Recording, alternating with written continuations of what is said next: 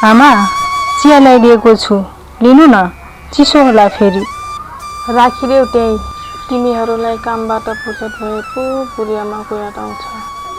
त्यस्तो नभन्नु न आमा, म दिनभरि हजुरकै ख्याल त गर्छु, तर आज भान्सामा अलि बढी नै काम भएर चिया ल्याउन ढिला भयो। अबदेखि समयको ख्याल गर्छु र समयमै चिया ल्याइदिन्छु नि आमा। ल अब त चिया लिनु आमा।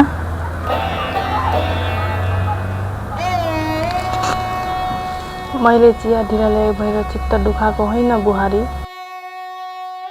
मलाई त अलिकति समय मात्र चाहिएको हो। मेरी सासूले पनि मलाई यसरी नै एक्लै महसुस गराउनुहुन्थ्यो। मैले त्यतिखेरदेखि नै सोच्थेँ, जब म मेरी बुहारीलाई यो घरमा भित्राउँछु उसलाई छोरी जस्तै व्यवहार गर्छु। तर आज म आफै एक्लो भए झै लाग्छ। आमा मलाई माफ गरिदिनुहोस्, मैले हजुरको पीडा बुझ्नै सकिनँ। मलाई राख्थ्यो राम्रो खाना र औषधि समयमा दिएपछि मेरो कर्तव्य पुरा भयो। तर हजुरलाई त हाम्रो साथ र मायाको आवश्यकता रहेछ आमा।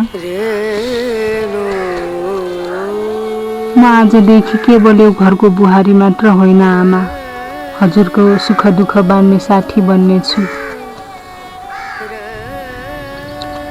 मलाई सम्हाल्ने र सिकाउने जिम्मेवारी हजुरकै हो आमा। बुहारी तिमीले मेरो मनको बोझ नै हलुका बनाइदियौ।